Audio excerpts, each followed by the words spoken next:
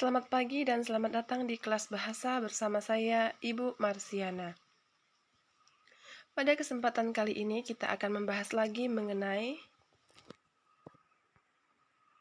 kompetensi dasar yang pertama yang harus kita capai dalam pembelajaran kali ini adalah 3.2, menelaah struktur dan kaidah kebahasaan teks berita, menyajikan data informasi dalam bentuk berita secara lisan dan tulis dengan memperhatikan struktur, kebahasaan, aspek lisan, baik itu lafal, intonasi, mimik, dan kinesik. Adapun tujuan pembelajaran kita pada kesempatan kali ini adalah: yang pertama, siswa dapat menelaah struktur teks berita. Siswa dapat menelaah kaidah kebahasaan teks berita.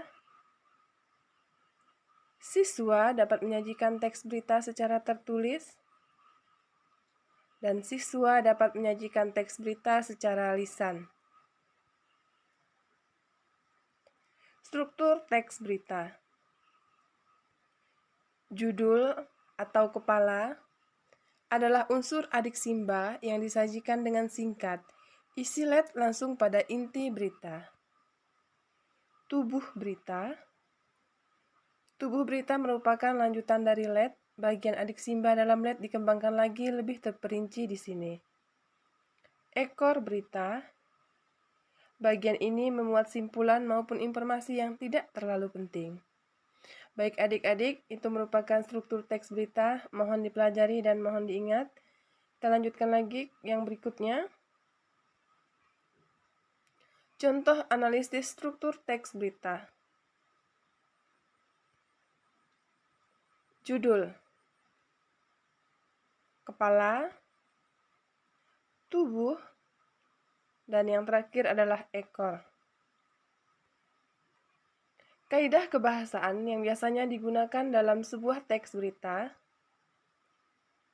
bahasa baku, bahasa yang sudah mengalami proses standarisasi, yaitu tahap penegakan tata bahasa dalam kamus normatif sesuai dengan ejaan PUEBI.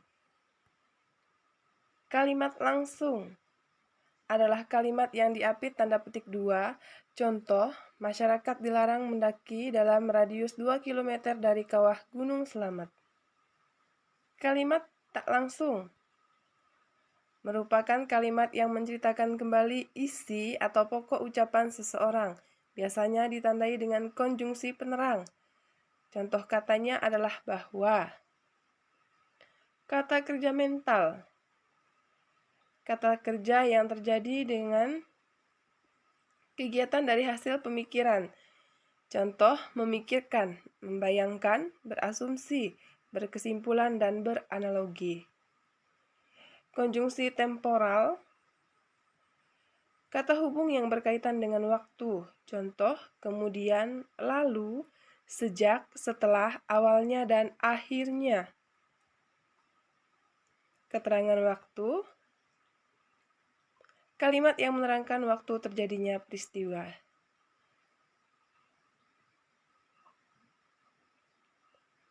Menyajikan teks berita secara tertulis. Apa yang harus kita pahami dulu atau kita pikirkan dulu ketika kita ingin menyajikan berita secara tertulis? Yang pertama adalah menentukan topik. Kemudian mendatangi sumber berita. Mencatat pokok-pokok berita. Mengembangkan informasi. Menentukan topik berita itu harus yang unik dan yang aktual. Unik artinya berbeda dari yang lainnya. Kemudian aktual adalah terbaru dan terpercaya. Mendatangi sumber berita yaitu kita melakukan pengamatan dan wawancara secara langsung terhadap sumber berita yang akan kita tuliskan menjadi sebuah teks berita. Mencatat pokok-pokok berita itu harus memuat tadi unsur adik simba. Masih ingat di video sebelumnya sudah dijelaskan apa itu unsur adik simba? Apa, di mana, kapan, siapa, mengapa, dan bagaimana. Kemudian yang terakhir, mengembangkan pokok informasi. Menyusun teks sesuai dengan struktur teks berita. Struktur tadi sudah dijelaskan. Baik, selanjutnya Menyajikan berita secara lisan. Menyampaikan berita secara lengkap, yaitu memuat unsur adiksimba. Bahasa yang komunikatif, yaitu kalimat yang efektif dan ketepatan diksi. Diksi adalah pilihan kata.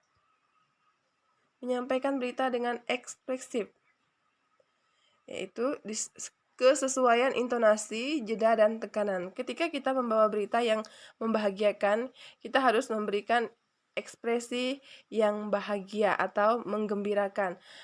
Begitu juga sebaliknya, ketika kita membawakan berita duka, kita harus memberikan ekspresi simpati.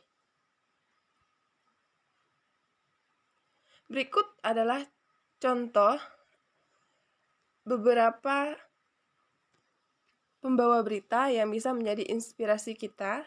Yang pertama adalah Najwa Shihab, kemudian ada Robert Haryanto, Hamdan Al-Kafi,